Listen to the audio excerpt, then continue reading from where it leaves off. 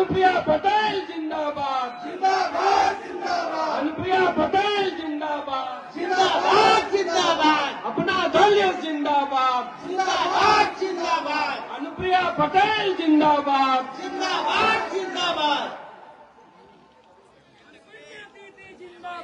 जिंदाबाद जिंदाबाद। फतेहपुर की इस पावन धरती पर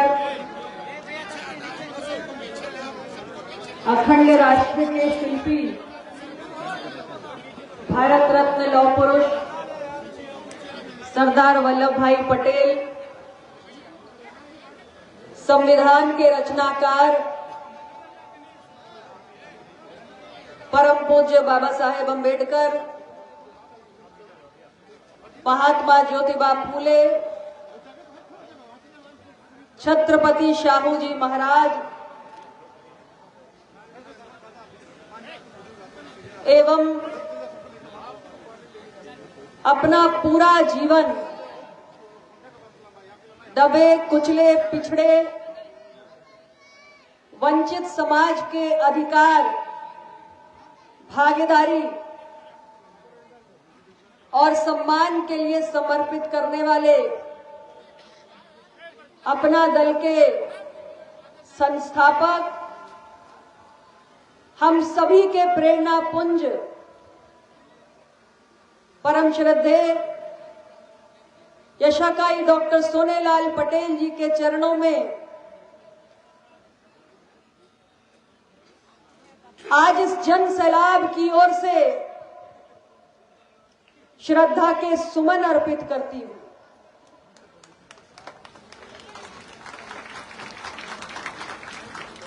इस कार्यक्रम की अध्यक्षता कर रहे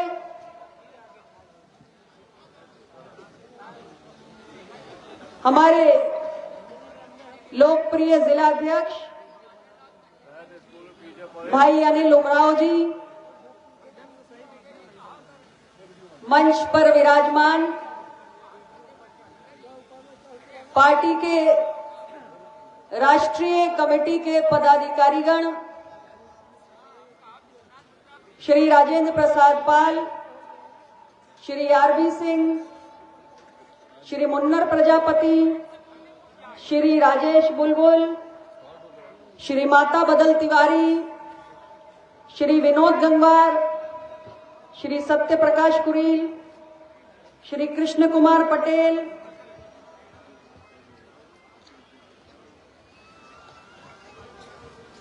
माननीय प्रदेश अध्यक्ष श्री राजकुमार पाल, मंच पर विराजमान हमारे इस क्षेत्र से लोकप्रिय विधायक बिंदकी, पूर्व मंत्री उत्तर प्रदेश सरकार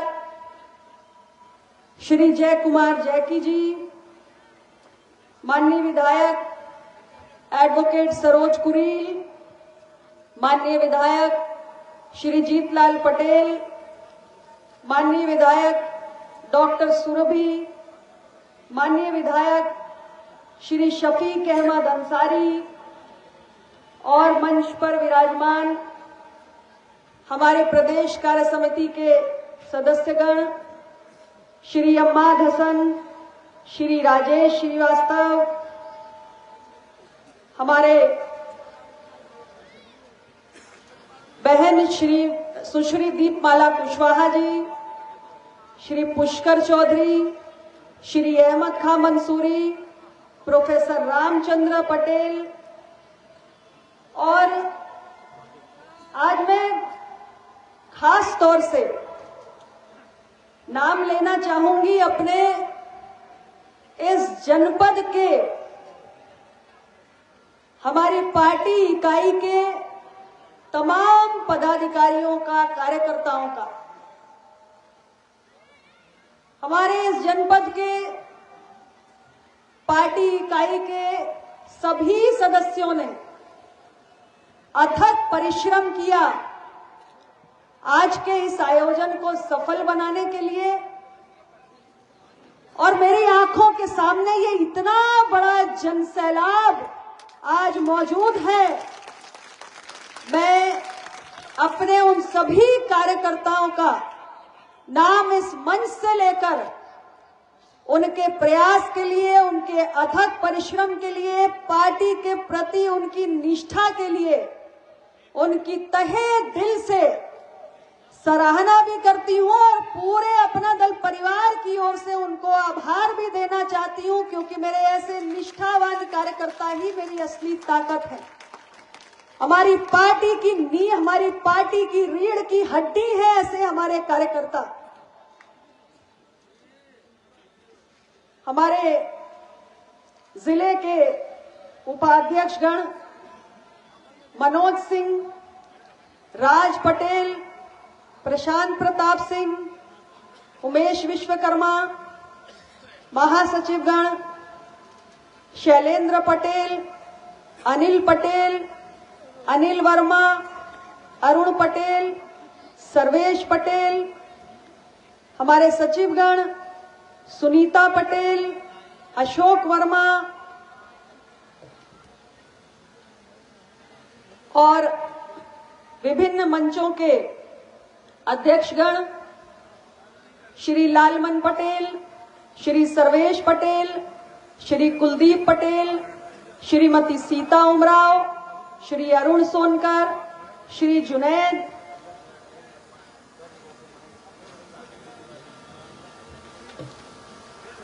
हमारे सभी विधानसभा अध्यक्षगण श्री नीलेश चौरसिया, अध्यक्ष हुसैनगंज, श्री सूरजपाल, अध्यक्ष सदर, श्री राजकुमार पटेल, अध्यक्ष आयाशा, अभय सिंह, अध्यक्ष खागा, सुरेश पटेल, अध्यक्ष बिंदकी, राजकुमार उमराव, अध्यक्ष जहानाबाद, इन सभी कार्यकर्ताओं को, और मैं समझती हूं कि ये सूची तो बहुत छोटी है, इसके अतिरिक्त बहुत सारे मेरे ऐसे कार्यकर्ता हैं जिनके नाम मेरे पास सूची में तो नहीं है, लेकिन उन सभी कार्यकर्ताओं की मेहनत आज पूरी पार्टी देख रही है और मैं इन सभी कार्यकर्ताओं को पुनः बहुत बहुत बधाई देना चाहती हूं, बहुत बहुत शुक्रिया अदा करना चाहती हूं, धन्यवाद करना चाहती हूं।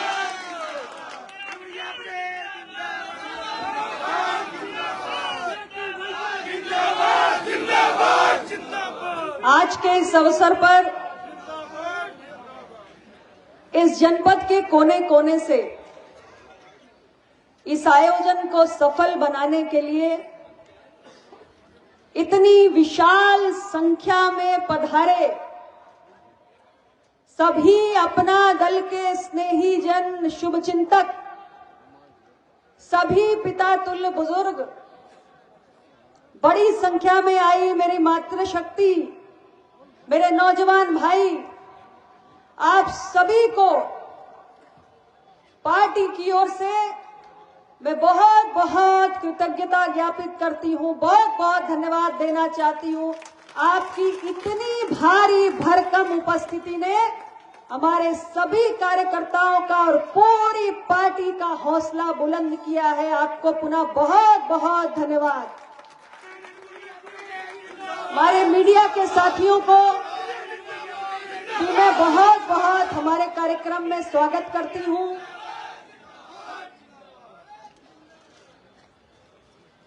साथियों, अपना दल की यात्रा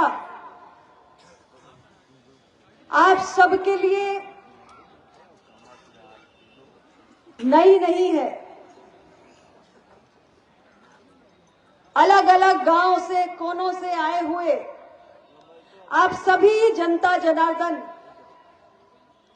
पार्टी के संघर्ष यात्रा को वर्षों से देख रहे हैं। आप सभी इसके साक्षी हैं। अभी हमारे माननीय विधायक जैकी जी अपनी बात रख रहे थे, उन्होंने सही फरमाया कि अपना दल के संस्थापक डॉक्टर सोनेलाल पटेल जी, ऐसा कोई गांव नहीं होगा इस जनपद का जहां वो आप सबके बीच पहुंचकर अपनी विचारधारा की बात ना किए हो। और इतना लंबा समय गुजर गया। पार्टी की स्थापना सन 1995 में हुई थी और आज हम 2024 में प्रवेश कर चुके हैं। बहुत लंबा समय गुजर गया।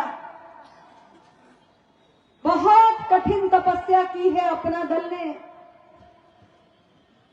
सभी कार्यकर्ताओं ने, और हम सभी कार्यकर्ताओं के साथ साथ आप सभी ने।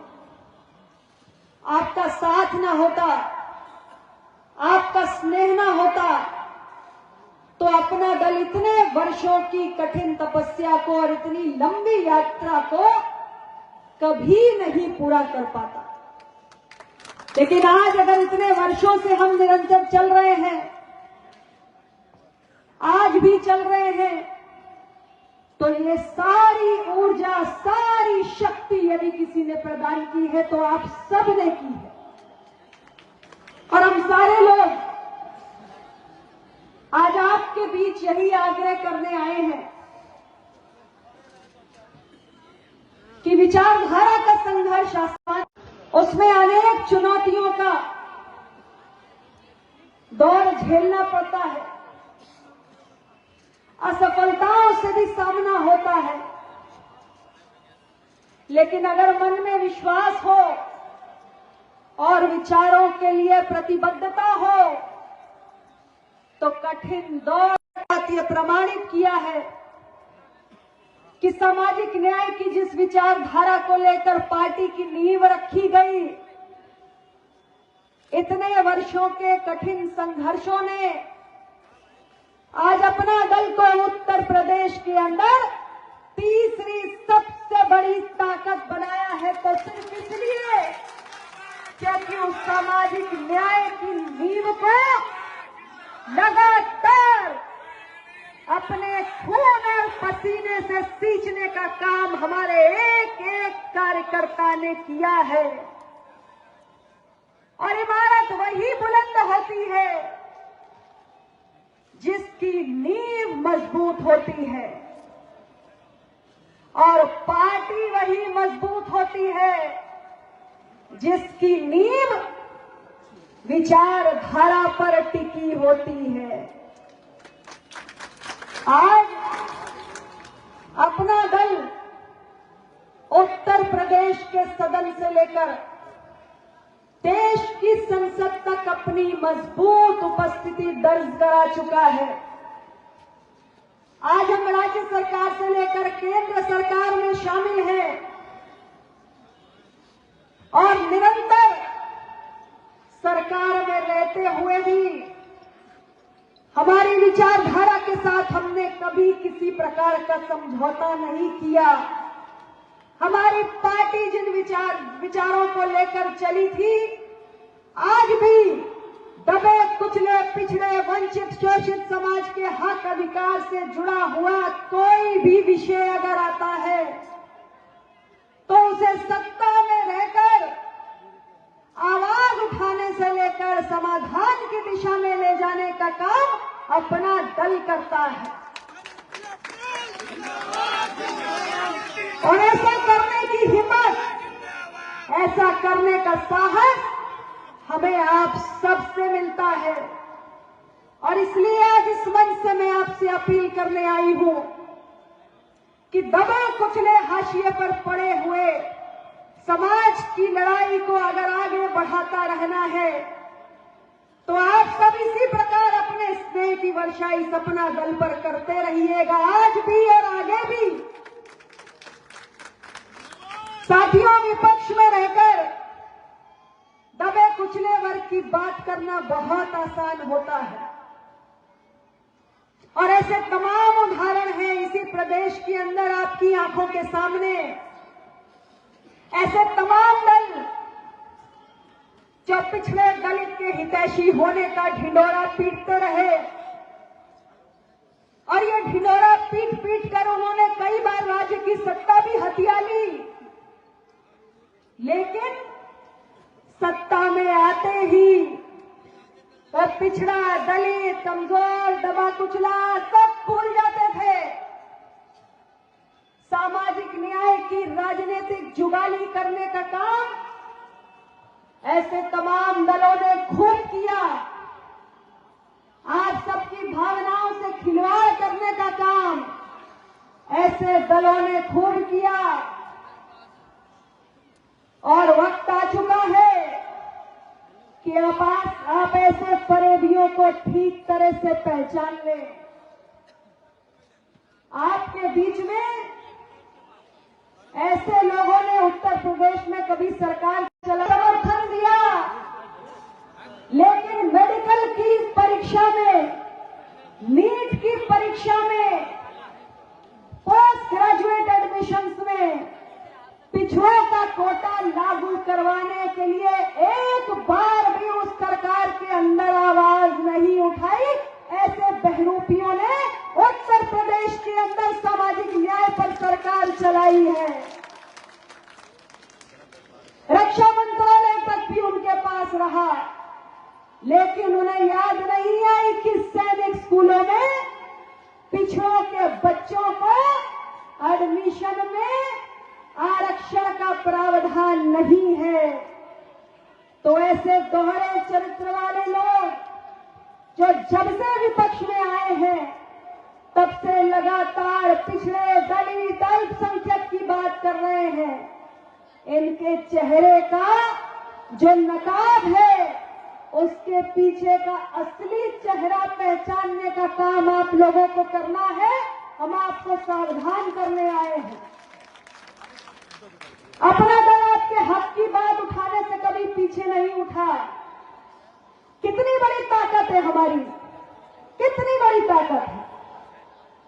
मेरे पिछले कार्यकाल में लोकसभा के अंदर हमारी पार्टी के केवल 2 सांसद, इस कार्यकाल में भी केवल 2 सांसद।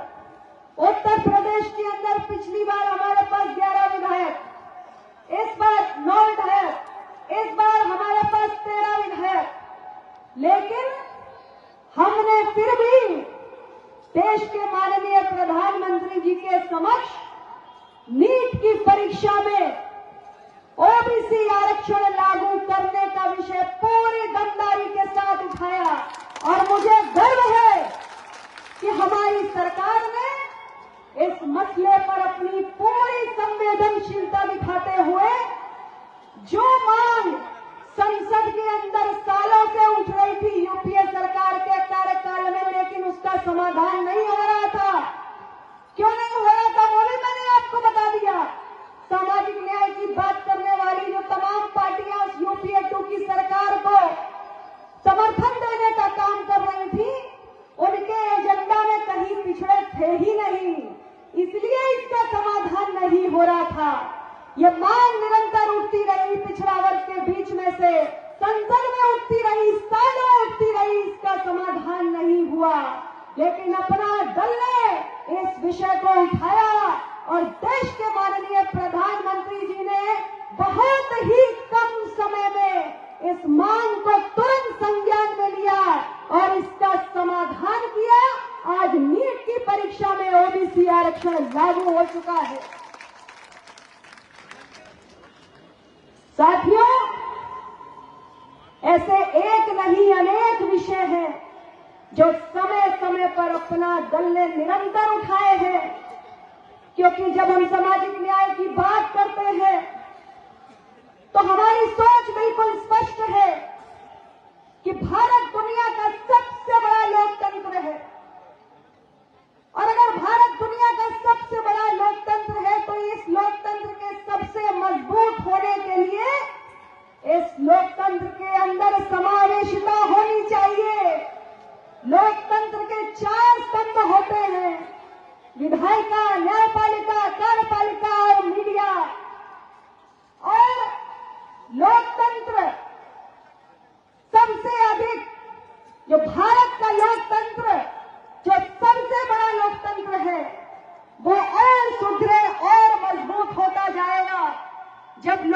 लोकतंत्र के चारों स्तंभों में विधायिका, न्यायपालिका, कार्यपालिका और मीडिया में समाज के हर वर्ग की और खास तौर से जो वंचित हाशिए पर पड़ा हुआ पिछड़ा, दलित, आदिवासी है, उसकी भागीदारी सुनिश्चित होगी तो हमारा लोकतंत्र और मजबूत होता जाएगा। और इसलिए हमारे लोकतंत्र का जो एक बहुत मजबूत स्तंभ है न्यायपालिका, एक अद्वितीय संस्था जिसके प्रति हर भारतीय के मन में श्रद्धा भाव है। हम निरंतर इस बात को कहते हैं कि हमारी न्यायपालिका के अंदर सामाजिक विविधता नजर आनी चाहिए। निचली अदालत से लेकर सर्वोच्च अदालत तक हमारी न्यायपालिकाओं में न्यायाधीशों के पद पर समाज के हर वर्ग से प्रतिभावान चयनित लोगों को मौका मिलना चाहिए और इसके लिए भारतीय न्यायिक सेवा का गठन जरूरी है। और ये बात हमारी पार्टी निरंतर कहती आ रही है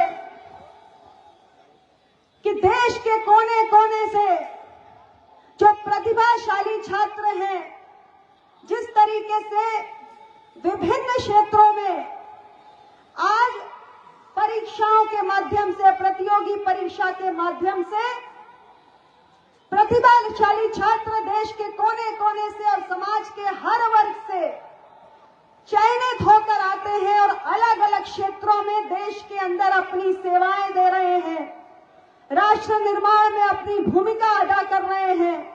उसी प्रकार देश की न्यायपालिका में भी समाज के हर वर्ग की भागीदारी होनी चाहिए और समाज के हर वर्ग से आने वाले प्रतिभावान लोगों की भागीदारी होनी चाहिए। इसलिए जैसे हम यूपीएससी के माध्यम से आईएएस, आईपीएस की नौकरियों में समाज के प्रतिभावान लोगों को भेजने का काम करते हैं, उसी प्रकार अखिल भारतीय न्यायिक सेवा के गठन के माध्यम से समाज के हर वर्ग से आने वाले प्रतिभावान युवा देश की न्यायपालिकाओं में पहुंचे।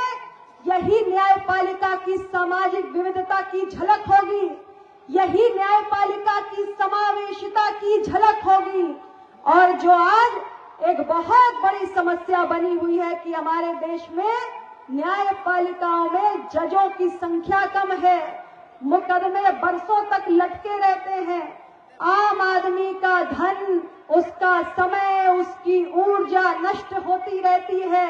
इन सारी समस्याओं का स्वतः समाधान निकलने लगेगा जब देश के अंदर से ज्यादा प्रतिभावान युवाओं को एक मेरिट आधारित भारतीय न्यायिक सेवा की परीक्षा के माध्यम से उन्हें न्यायपालिकाओं में अपना योगदान देने का अवसर मिलेगा। इस सोच को लेकर अपना दल निरंतर आगे बढ़ने का काम कर रहा है। अपना दल कहता है कि देश के अंदर पिछड़ों की एक बहुत बड़ी आबादी है, क्योंकि हमारे देश के अंदर पिछड़ों की गिनती नहीं होती, इसलिए कई प्रकार के अनुमान लगते रहते हैं और जब गिनती होगी तो सही आंकड़े निकलकर सामने आएंगे। लेकिन समाज जीवन में रहने का जो अनुभव है वो ये बताता है कि देश के अंदर ओबीसी की पिछड़ों की सबसे बड़ी आबादी है और इसलिए अपना दल निरंतर ये बात कहता है, इस बात की खुलकर वकालत करता है कि हमारे देश के अंदर पिछड़ा वर्ग के कल्याण के लिए एक अलग मंत्रालय गठित होना चाहिए। अभी तक हमारी भारत सरकार के अंदर पिछड़ा वर्ग के लिए एक अलग मंत्रालय गठित नहीं हुआ है और हम निरंतर इस मसले को उठाने का काम कर रहे हैं। साथियों, ऐसे तमाम मसले हैं जिनको अपना दल समय समय पर इसी प्रकार उठाता रहता है, चाहे न्यायपालिका में दबे कुचले वर्गों की भागीदारी का विषय हो, जिसका प्रावधान हमारे संविधान में भी है और कुछ दिनों पहले आपने सुना था ना, हमारी महामहिम राष्ट्रपति महोदया ने क्या कहा था। उन्होंने भी कहा था कि देश के संविधान में अनुच्छेद 312 में भारतीय न्यायिक सेवा के गठन की बात की गई है, इसका प्रावधान किया गया है। लेकिन संविधान तो एक लिखित दस्तावेज है, संविधान केवल एक लिखित दस्तावेज है। संविधान यदि इसको जीवंत करना है तो इसके अंदर जो लिखा गया है उसे व्यवहार में उतारना आवश्यक है। और अपना दल निरंतर इस बात को कह रहा है कि भारतीय न्यायिक सेवा का गठन हो और हमारी न्यायपालिकाओं को समावेशी बनाया जाए। हमारे देश के अंदर पिछड़ों के कल्याण के लिए इतनी बड़ी आबादी के इतने सारे मसले होते हैं जो समय समय पर देश के कोने कोने में उठते हैं। आवश्यकता है इस बात की कि उस पर ध्यान केंद्रित करके उन मसलों का जल्द से जल्द समाधान हो। और इसलिए ये जरूरी है कि एक अलग पिछड़ा वर्ग कल्याण मंत्रालय भारत सरकार के अंदर गठित हो। इन मसलों को लेकर हमारा संघर्ष जारी है। मैं आज के दिन आप सभी से और ज्यादा कुछ न कहते हुए, क्योंकि मुझे यहाँ से अभी बांदा पहुंचना है, वहां भी पार्टी का कार्यक्रम है, मैं इतना ही आग्रह करना चाहूंगी कि आप लोगों ने पार्टी को इतने समय में बहुत मजबूती प्रदान की है। इस जनपद से आपने हमारे विधायक को दो बार मौका दिया है, आपने पार्टी को यहां से सफलता दी है और हम यही चाहते हैं कि आप लोगों का स्नेह, आपका आशीर्वाद निरंतर इसी प्रकार पार्टी को मिलता रहे। आने वाले समय में चुनाव तो आते जाते रहेंगे, कभी छोटा चुनाव, कभी बड़ा चुनाव, लेकिन ये जो हमारी पार्टी की वैचारिक यात्रा है ये रुकनी नहीं चाहिए। और आप सभी लोग अगर निरंतर इसी प्रकार हमारा साथ देते रहे तो हमारी ये सामाजिक न्याय की जो विचार यात्रा है ये ऐसे ही आगे बढ़ती रहेगी। और आज अपना दल आपके सामने तीसरी सबसे बड़ी पार्टी के रूप में खड़ा है।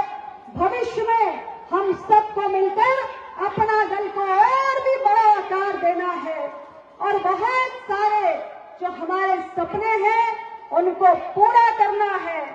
पिछड़े दलित कमजोर वर्गों के अधिकार, भागीदारी और सम्मान का ये संघर्ष निरंतर जारी रहना चाहिए और इसके लिए आप सभी का साथ हमको मिलता रहे। इसी प्रार्थना के साथ, इसी निवेदन के साथ पुनः मैं आप सभी का बहुत बहुत आभार व्यक्त करना चाहती हूँ। आप इतनी बड़ी संख्या में यहाँ पर आए और आपने हम सभी का मनोबल बढ़ाया। बहुत बहुत धन्यवाद। जय अपना दल।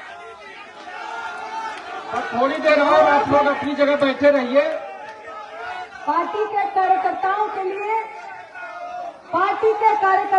लिए कुछ घोषणाएं भी आज के अवसर पर मैं करना चाहती हूँ।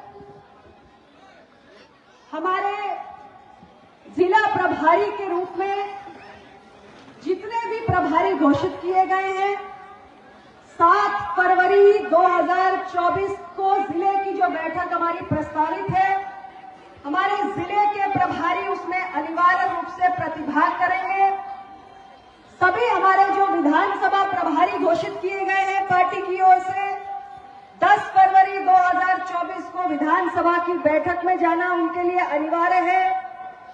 हमारे जिला प्रभारी और विधानसभा प्रभारी की घोषणा बहुत ही जल्द जो हमारे नए हैं उनकी 5 फरवरी को कर भी दी जाएगी। और अगले कार्यक्रम जो हमारे हैं वो प्रयागराज, देवरिया, चित्रकूट, ऐसे तमाम जिलों में पार्टी इस पर निरंतर चर्चा कर रही है, जिसकी तिथि जल्दी ही आप सभी को सूचित की जाएगी। और जो भी हमारे अभी तक के घोषित जिला अध्यक्ष हैं वो अपनी कार्यकारिणी दिनांक 6 फरवरी 24 को आप सभी लोग कैंप कार्यालय लखनऊ में इसको लेकर आएंगे समीक्षा के लिए। और 7 की जो बैठक होने जा रही है, ये सबसे महत्वपूर्ण बात है। 7 तारीख की जो हमारी बैठक होने जा रही है, जिसमें जिला प्रभारियों को अनिवार्य रूप से प्रतिभाग करना है। उस बैठक में हमारी केंद्र सरकार ने जो अभी हाल में फैसला लिया, दबे कुचले वर्ग के अधिकार के लिए अपना जीवन खपाने वाले सामाजिक न्याय के पुरोधा बिहार राज्य के पूर्व मुख्यमंत्री परम श्रद्धेय कर्पूरी ठाकुर जी को भारत रत्न से अलंकृत करने का जो निर्णय केंद्र सरकार ने लिया, उसके लिए उस 7 तारीख की आने वाली बैठक में धन्यवाद प्रस्ताव पारित करने का काम हमारी कार्यकारिणी करेगी। और इसके साथ जिला अध्यक्षों के लिए कि अपने अपने जिला निर्वाचन अधिकारी से आप नई वोटर लिस्ट को अवश्य प्राप्त करें। तो ये संगठन संबंधी दिशा निर्देश हमारे कार्यकर्ताओं और पदाधिकारियों के लिए है। इसका आप जरूर ध्यान रखें और इसका अनुपालन करें। पुनः आप सबका, सभी हमारे अतिथियों का और खास तौर से हमारी जिला इकाई का बहुत बहुत अभिनंदन, बहुत बहुत धन्यवाद। मीडिया के लोगों को आने दीजिए।